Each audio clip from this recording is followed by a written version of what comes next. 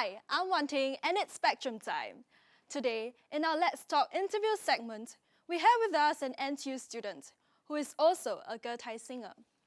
In case you're not familiar with what a Getai show is, it literally translates to song stage. Getais are therefore live stage performances usually held during the Hungry Ghost festivals and other Chinese celebrations in Singapore. Speaking of festivals, we have seen a rise in festivals in Singapore, such as the iLight Festival and the Marina Bay Carnival. But more of that in a while. Ever wondered what it feels like to wield a lightsaber and fight others in true Jedi fashion? Well, now you can. Members of the Saber Authority practice swordsmanship with a twist, using lightsabers instead of fencing or bamboo swords. Let's head over to the training grounds at Ang Mo Kio and see some of these Jedis in action.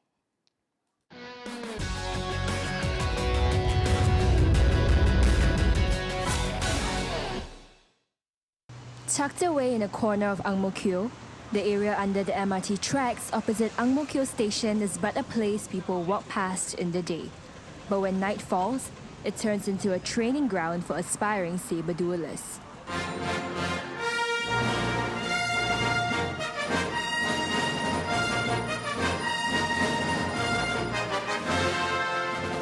I think it's fun. It's something really cool where you get to show off to your friends through the videos like, hey, I do this, do you want to join me?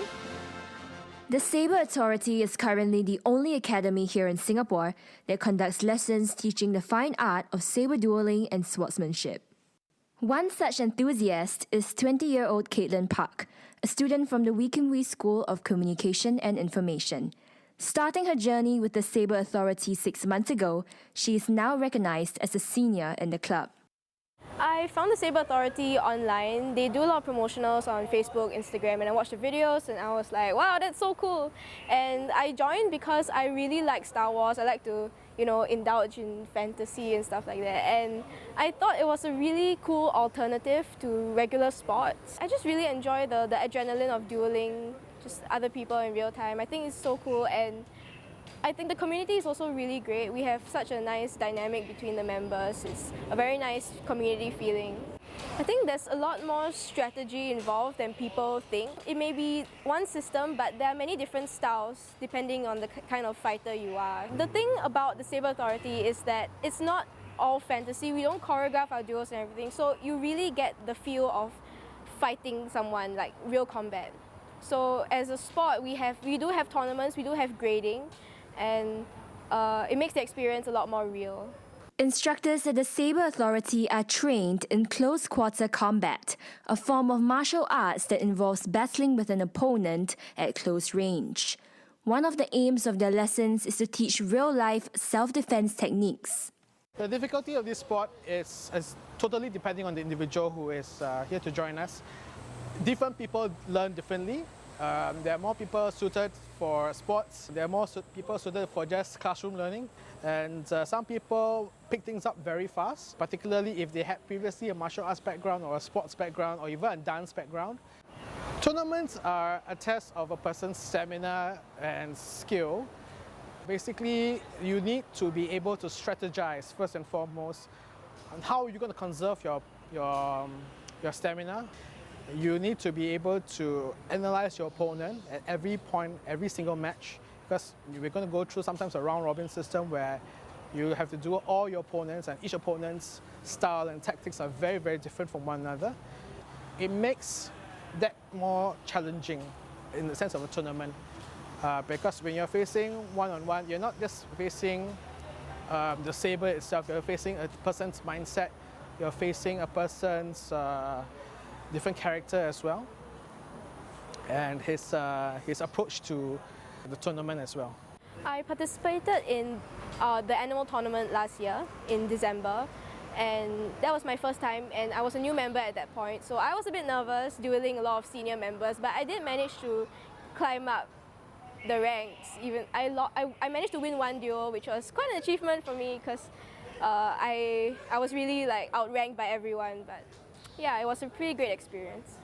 Saber dueling is a sport that brings together people from all walks of life, such as children, families, and couples. 28-year-old Ari Budaman and 24-year-old Naya Saiswani are an engaged couple that have been attending saber dueling classes for the past few months. Oh, we were at actually a Comic-Con, STGCC, and I kind of fell in love with one of the sabers, but it was kind of very, very expensive. And we walked a bit more, and I was feeling disappointed, and we saw some cheaper sabers, and we decided, hey, let's get a pair because there's an offer for two. And then we had the sabers, so now what? And that's saber classes.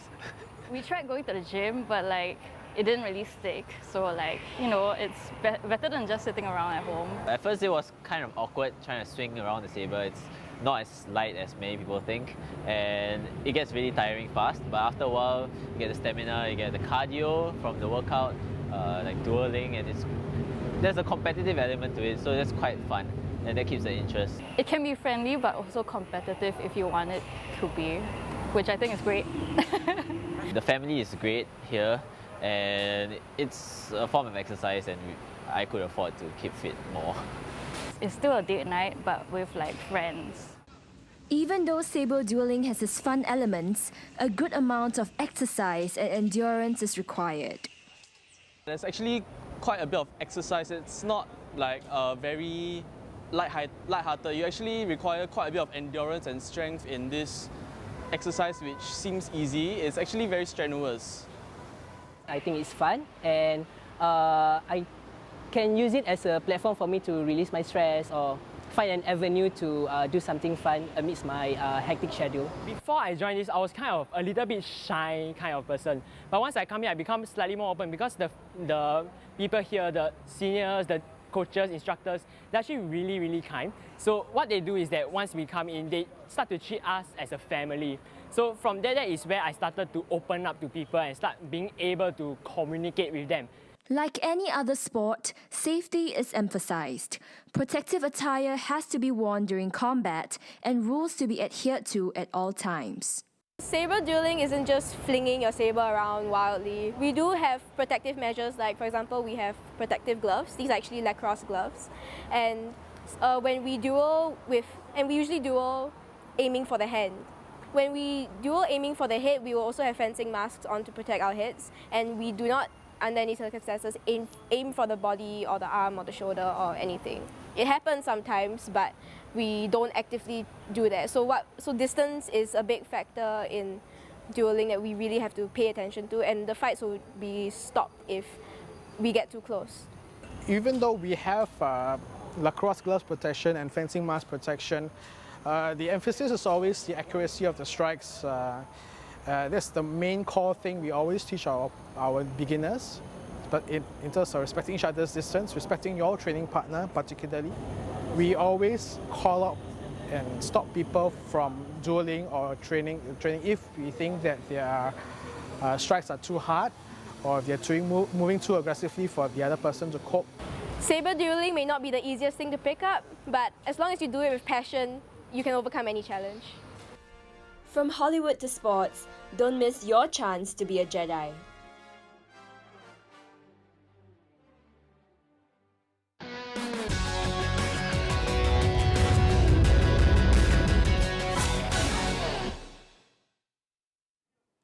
Do you remember the local movie Papa Yao about the Papaya sisters?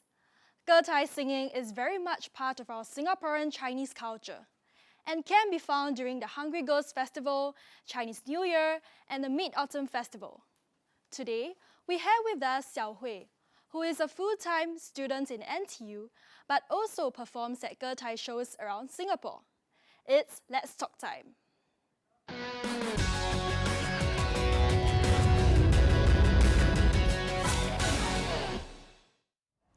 Hi everybody, I'm Owen, and it's Let's Talk time. We're all familiar with Getai performances here in Singapore. But what if I told you that we have Getai singers right here in NTU? These performances often draw a big crowd, and although I do play the guitar, I'm pretty sure I would freeze up if I was asked to perform in front of a huge crowd. However, we have here with us 22-year-old Xiao Hui with us here in the studio, an NTU student who has had the experience of performing for Getai shows in Singapore. Hi Xiao Hui, thanks so much for coming down for today's Let's Talk segment. Hi, Hi, thanks for having me. Cool. So I have a couple of questions. I'm very interested in finding out a bit more about what Getai is. So my first question to you is, how long have you actually been doing Getai music for? I've been in Getai for 5 years, around 5 years. 5 years. Wow, that's a really long time. So I think one thing that's very interesting about you is, you know, you do Getai music, but more often than not, you find a lot of people doing Chinese Mando pop music. Why didn't you go about doing that instead? Actually, since from young age, my parents nurture me as a Getai, as a singer lah. So they bring me to a lot of Getai, to a lot of singing competition. So start from there, I have the courage to sing and dance on the stage.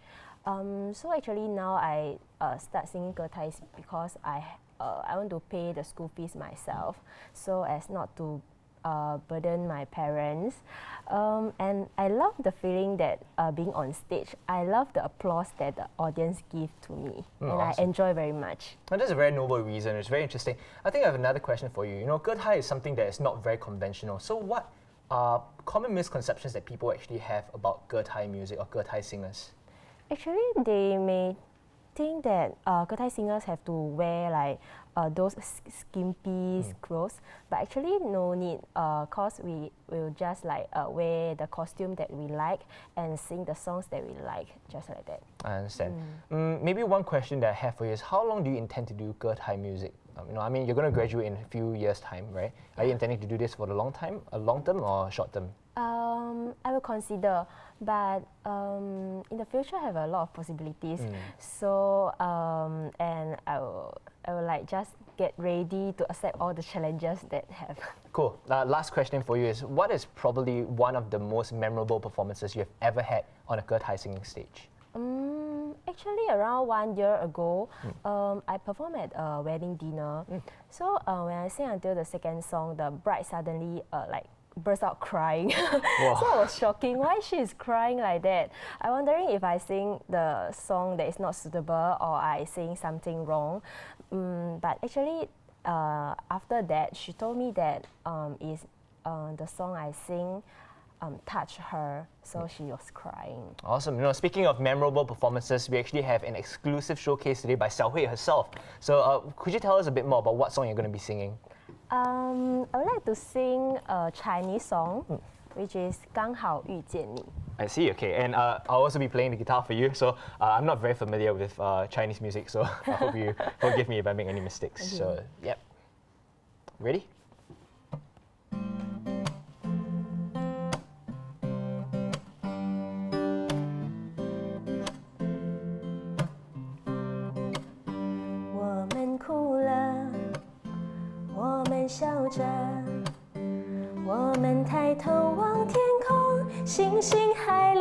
几颗，我们唱着时间的歌，才懂得相互拥抱，到底是为了什么？因为我刚好遇见你，留下足迹才美丽。风吹花落泪如雨，因为不想分离，因为刚好遇见你，留下10年的期许。如果再相遇，我想我会记得你。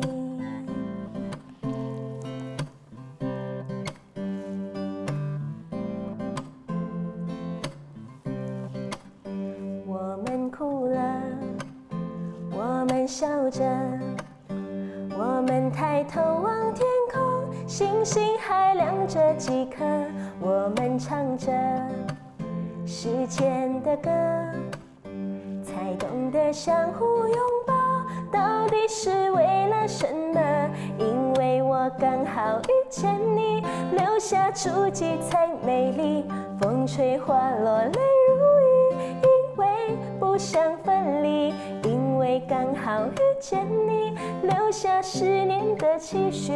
如果再相遇，我想我会记得你。刚好遇见你，留下足迹才美丽。风吹花落泪如雨，因为不想分离，因为刚好遇见你，留下10年的期许。如果再相遇，我想我会记得你。Thank you so much, Selhei, for that wonderful performance. I can totally understand why people actually cry to your beautiful voice. So I'm wishing you all the best in your studies as well as your music career. Thank you, Arvin.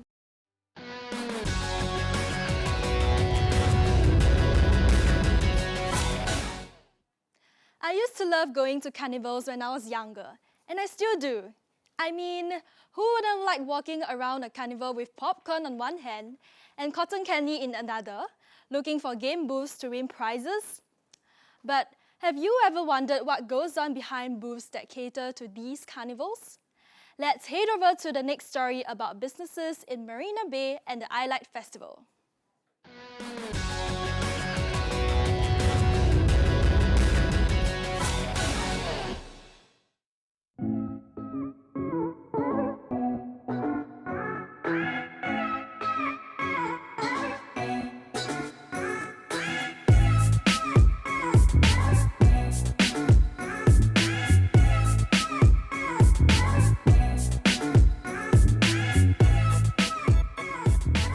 My name is Derek and I'm the owner of Hyde & Co. We are an English-inspired local cafe, and we started 4 years ago with a physical brick and mortar store, but right now, 4 years later, we've actually pivoted the business. So instead of a physical brick and mortar store, we actually moved out of the space and are outside doing pop-up events and catering. So we are actually right now here at the floating platform at one of the booths of Hyde & Co. At the iLight Marina Bay.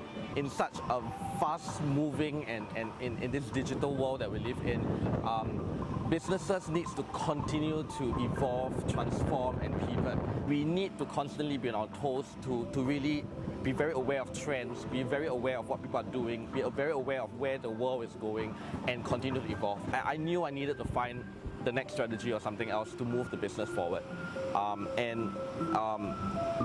That strategy came in the form of pop-up events, because I believe that is the upcoming trend, or in fact it has been already a trend. People are so distracted with so many events, festivals, concerts and all of that it is so difficult to capture the crowd back to the cafe. And so with that, our strategy for this year is to go out to where the crowd is. Today, even popular cafes like Hyde & Co. have to constantly reinvent to keep things fresh and grow. With the cafe hopping trend slowly trickling away, Singaporeans are courting a new pastime: festivals. From the Singapore Night Festival to iLight Festival, there's no shortage of festive pop-ups in Singapore and of Singaporeans attending them. According to the Urban Redevelopment Authority of Singapore, the annual iLight Marina Bay turnout rate has grown over the past few years. It saw a 100% increase in visitors, from 750,000 in 2016 to 1.5 million in 2017. Currently, one of the major events drawing Singaporeans is the Prudential Marina Bay Carnival. We speak to Barnabas Chia, General Manager of Pico Pro, organizer of the Marina Bay Carnival, to get his insights on this shifting trend. Well, I think people in general, Singaporeans and visitors alike, are looking for fresh ideas. They're looking for new experiences. We always talk about the trend being the experience economy. So I think the carnival is no different. Launching a festival or an event experience carnival was quite challenging for us. So the challenge was to really build the entire experience around our audience, our target audience, which is families and youngsters. I've been quite happy and humbled by the support we've received from Singaporeans and tourists alike. In fact, this past weekend we celebrated our 1 millionth visitor to the carnival. As far as food offerings are concerned, in terms of the food vendors, we've seen quite a lot of demand for the food stalls here in terms of the rental of the space, because it offers a low cost, I'd say, option or platform for them, or these new food entrepreneurs, to launch new concepts, to launch new menus, and demand has been quite high, and we're quite encouraged by it. The Prudential Marina Bay Carnival is running for the first time in Singapore from last December to April this year. We speak to some event goers to find out what their takes are on these festivities. It's a place to hang out and to spend our weekends together. It's kind of unique because it's never happened in Singapore before. Plus all these rides, right, the high one, I never tried it before, so why not just try today? Yeah. The food is nice, the drinks are nice. It's like not every day you eat in the kopitiam like that lah. But for me it's quite expensive, but it's worth it. Expensive but it's worth it. With mouth-watering food, exciting experiences, and lots of Instagrammable opportunities. Stay tuned for a list of festivals in the pipeline for the rest of the year. We have got the Singapore Food Festival in July, the Singapore Night Festival in August, and the Formula One Grand Prix in September. This has been Darren, reporting for Spectrum.